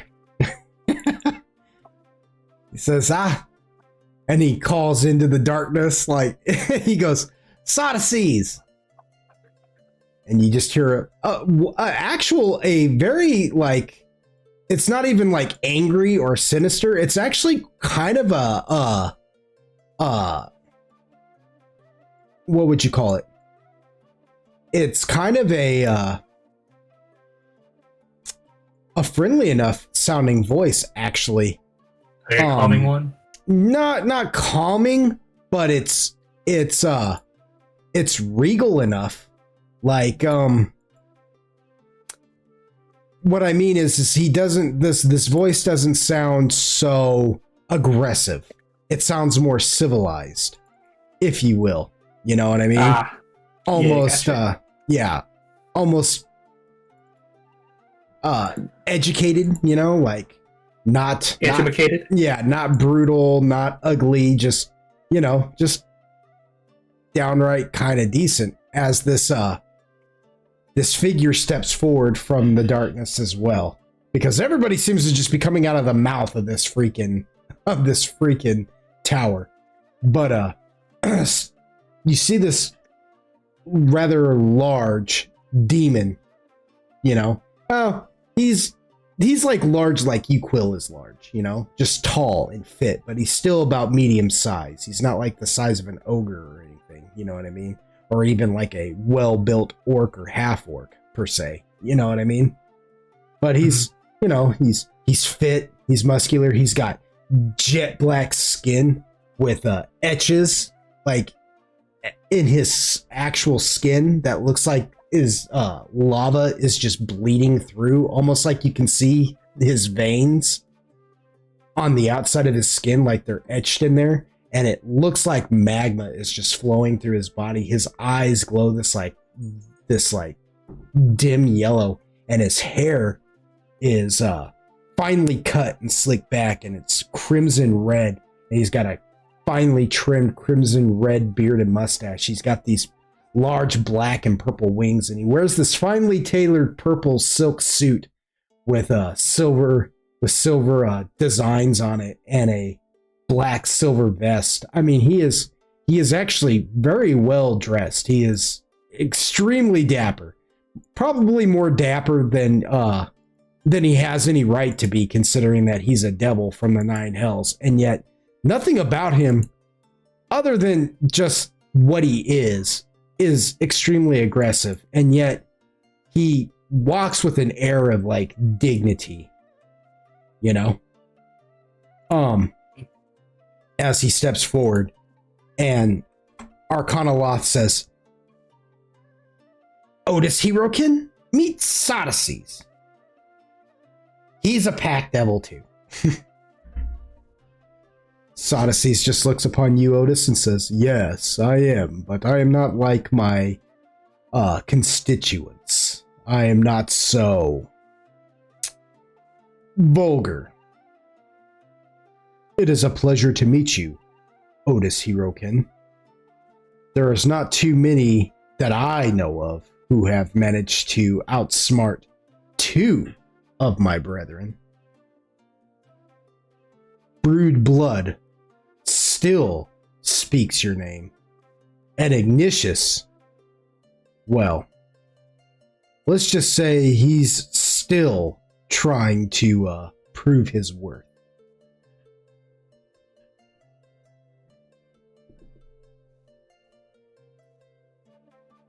Otis is just kind of like at a loss for words. He's just kind of listening, like not being like rude in any way, but like just paying full on attention. He doesn't know what to say. He says, yes, I get that a lot. He takes note of all that. He's just like, I get that a lot. Don't worry. I'm not going to propose any deals to you that is going to inevitably lead to your downfall. I'm not that pretentious. He says, in fact, it is in my best interest, as it is in my fellow brethren here. And he says that like when he calls Willow McButtonwillows his fellow brethren, he doesn't say it with a reverence. You know what I mean? It's almost mocking, you know, because here is this mighty, you know, dapper pack devil, and he's just speaking of an imp who is inhabiting a wood elf hermit's body. You know what I'm saying? Or a wild elf's body. He says, it's actually in our best interest that you succeed in stopping this plague. Because of what the devils have in store for it. Fools. They seem to be, or the demons, I mean. He says, fools. He's like, they seem to be making a lot of moves in the material plane as of late. We have the plague doctors trying to literally tame Jubilix so that they may use his hunger to, well, I don't know what they're really trying to do. I guess enrich society in their own twisted point of view. And then we got Pale Knight, and boy, whatever she's trying to do, she sure is holding close to the vest. Regardless, I'm sure somebody will handle Pale Knight. We need to worry about Jubilix. He is a little bit more volatile, I think.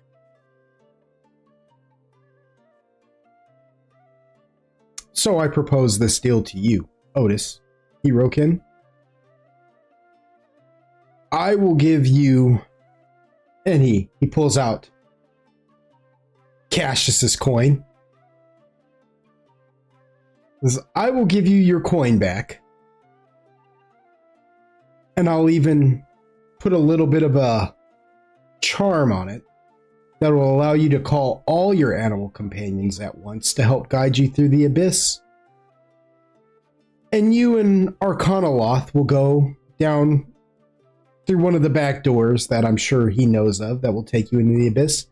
And you will seek out the cure for Jubilix. And in return, he flicks the coin up and catches it. When you do come across the Maul of Orcus, the Scepter of Orcus, instead of keeping it or trying to give it to Brood Blood or doing whatever it is you're going to do with it, you'll bring it back here and give it to me.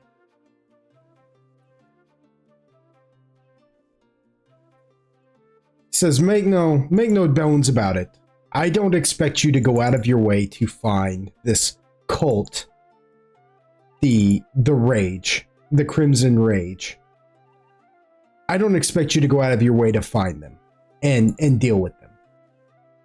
Something tells me sooner or later you're going to cross paths with them anyways.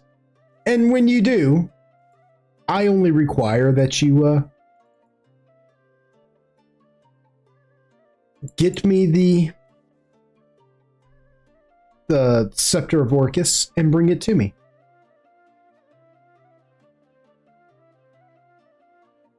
Can I ask what exactly the Scepter of Orcus is?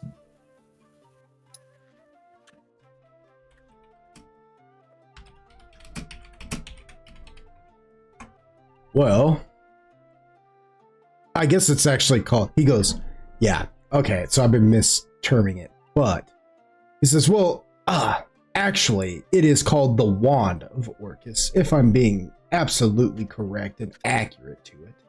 This Wand of Orcus is, it's not even a wand at all, it's more like a maul or a mace, but I guess calling it a wand makes him forget. It's a fancy name, and I guess it makes him feel fancy. If you've ever met him, you know he's got a lot of self-esteem issues.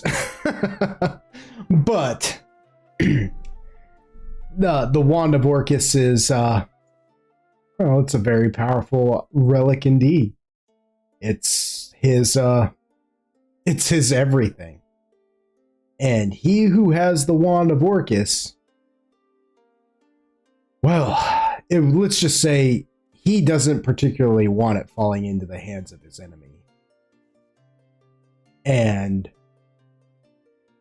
with it, I think we might just be able to deal a pretty crucial blow to the demons in this millennia-long blood war that we have been longer than millennia.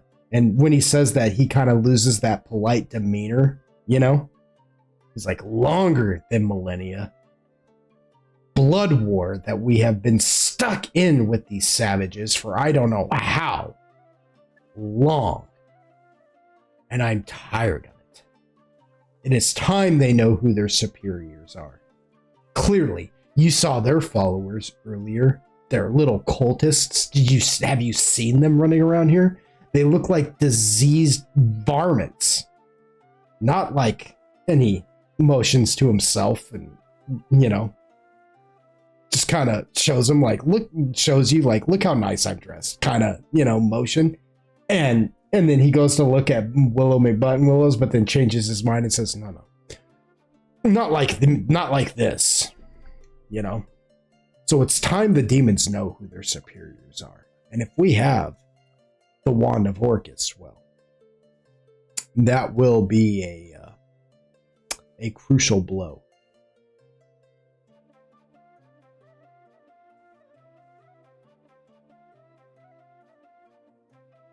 Says Can I in, add something to this deal? oh, what is that? Can you also promise me that there will come no harm to the innocent people that have nothing to do with this around the world? Well, you're in luck, Otis, because this blood war isn't even happening in the material plane. It is forbidden. There are those... he just coughs. who are greater than even our lords. Mine, Asmodeus, Orcus's, Demogorgon. There are those greater than even them, who absolutely forbid it. So you have my guarantee that it will not affect the material plane at all. All right. And in return, I don't plan to do anything that will harm you or hurt you in any way. Like I said, I'm not even giving you a time frame. I know you'll come across the Crimson Rage eventually. I've been observing you and your friends, the Inglorious Few, I believe, for quite some time. Y'all have a knack, to say the least. Yeah. Out of nowhere, you just see Tub. You just hear Tub out of nowhere go, "Oh, what the heck is going on over there?" And you look over at him, and he's still sitting under that tree, but now he's looking at you and everybody else. And the expression on his face makes you realize that he has not been paying attention to any of this at all. And now he's just sitting there looking all like amazed to see the Arcanoloth, Sodices, and Willow McButton-Willow all sitting there just talking to you, just casually.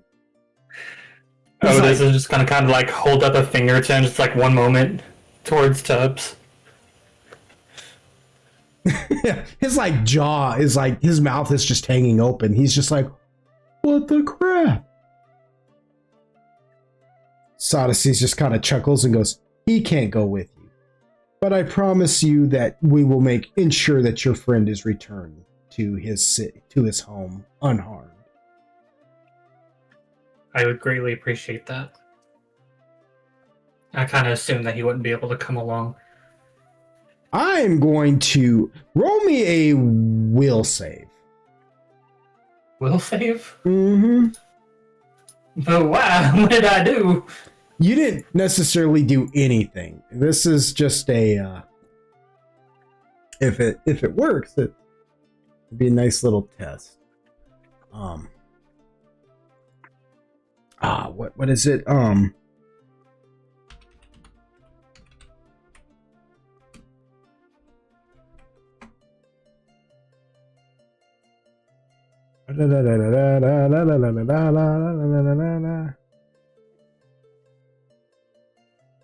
Yeah, that's it.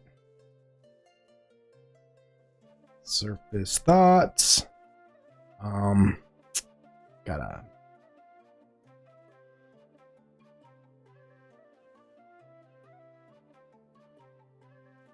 That's it. Okay.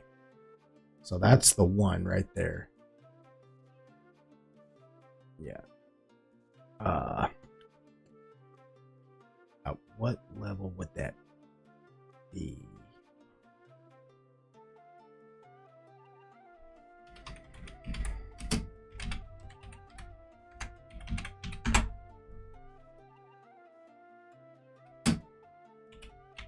I'm just double checking something. I want to know what the I want to get something exactly correct.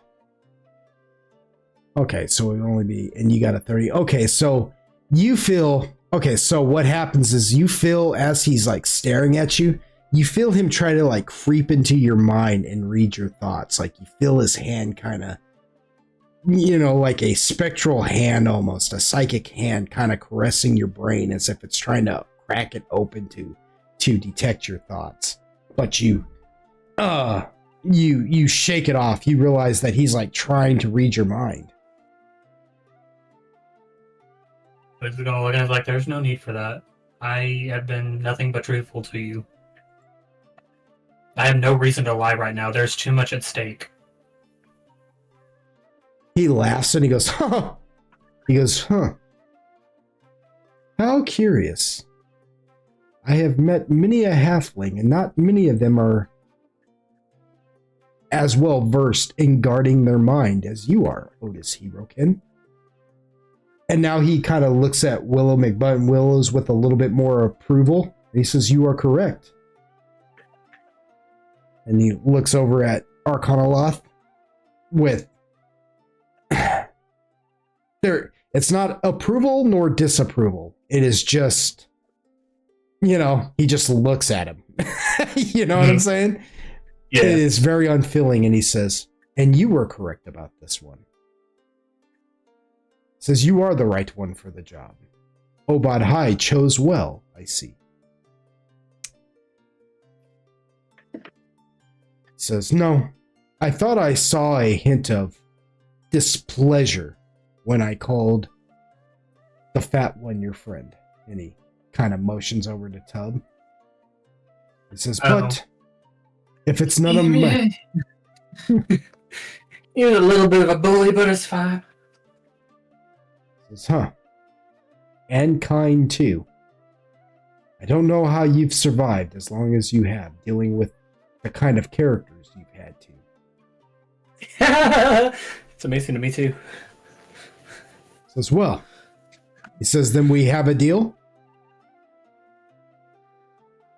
Yeah, I don't exactly have a choice.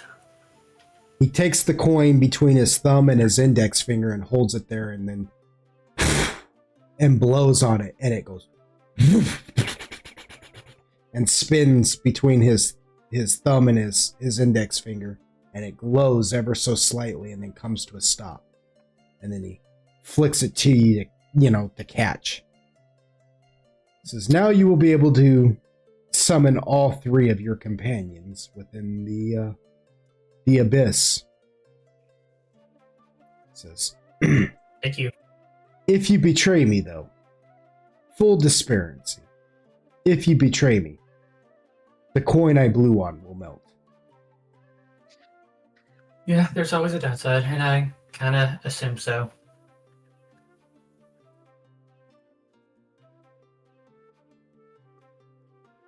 Tub goes, what is happening? Oh, you can send him home now. Yeah, he gets up and starts walking towards you guys. He's like, what is going on? And Sodices just waves his hand, and a hole opens up and just drops Tubbs in. And he's like, oh, whoa!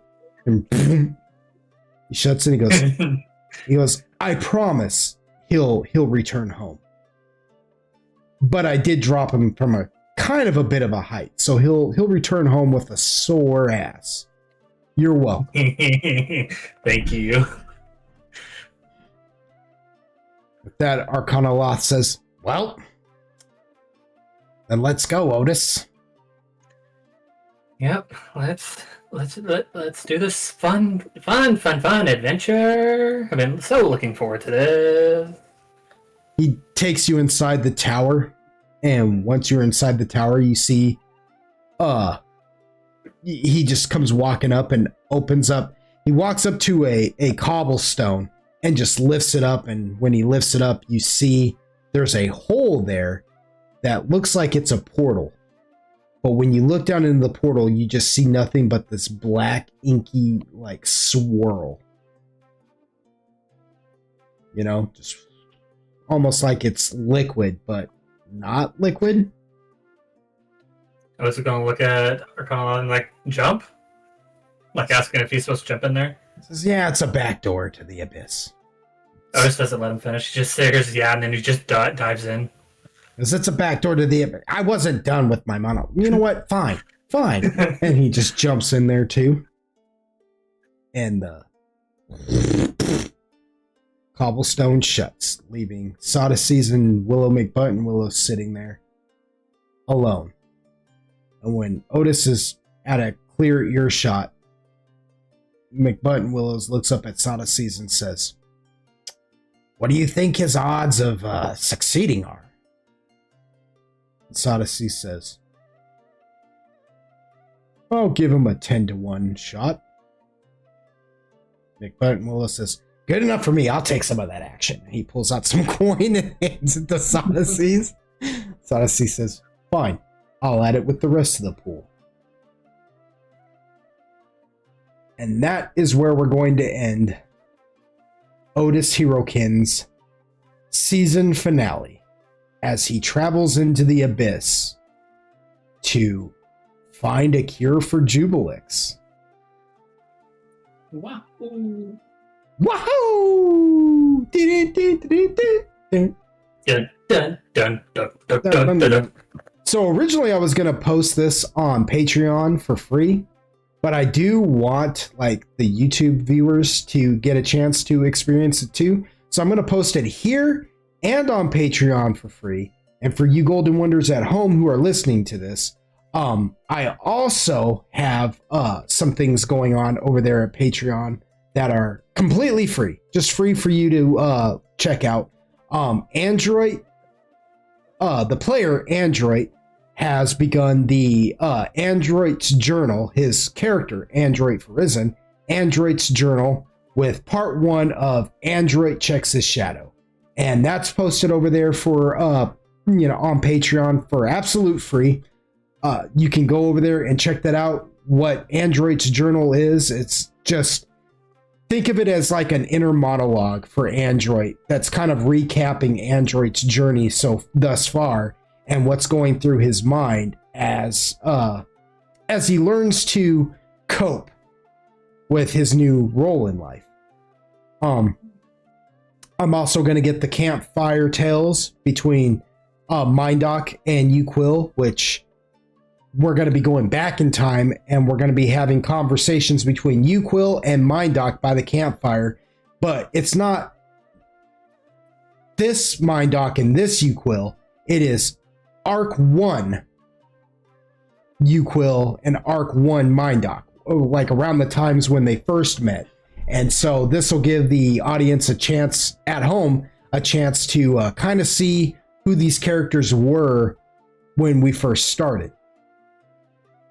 Also, I posted the prologue and the first 3 chapters of the book that I'm writing on Patreon for absolute free for any of you Golden Wonders who want to check that out. And, all this stuff is for free. And honestly, like, I just want to if you want to join the Patreon and help support this channel, that would be great. But if not, I mean, give us money. Well, don't do that. Don't say it like that. No, but seriously, give us money. If you wanna help support the channel, that'd be great. I wouldn't mind garnishing enough support that I could do this full time. Do my gaming channel and DM and finish my book. And honestly, that would be great if I could garner enough support that I'd have enough time to finish my book. And if any of you out there read it and say, yeah, I'd actually like to help him, finish that book, that would be great. So, just go, the link will be in the description. Go and check it out and just, see if it's something you would want to be a part of. And if not, I completely understand. The stuff is, all this content is still there for your enjoyment. So, yeah. You bastard. Yeah, I don't think you're helping, Otis. I don't think you're helping. Stop helping me. Stop helping me. Oh. I'm not helping, am I? Please, sis, give us more. Yeah, that's better. Try and sound a little bit more pitiful, though. No, but really, but yeah. No, please. With that said, season 3 of the Adventures in Loxos is about to begin. Yeah, I can't wait for it to start up and where we get to see where everything has taken place. And you're going to get to see what is the outcome of the Inglorious Few having vanished. We posted the season 2 finale already. That's like an 8-hour long video. So I understand if you haven't made it all the way through, but yeah. Let's just say that the Inglorious Few have gone through a sort of rebranding, and Sebastian, in response to the group's disappearance, has rebranded them as the Glorious Mini, and is now seeking out recruits to fill in this to fill in the dynamic of the groups missing. So yeah, I don't even know what I'm saying at this point. This ending is I'm just here for the ride. running kind of long. But with that said, thank you for joining us for Otis's season finale. And yeah, we'll see you soon enough for season 3 of Adventures in Loxos.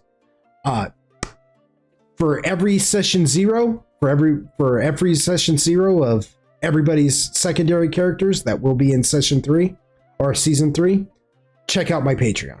That will be on, those will be posted on there. They will also be absolutely free, but you can check out each players of them old school gamers secondary characters session 0 on the Patreon.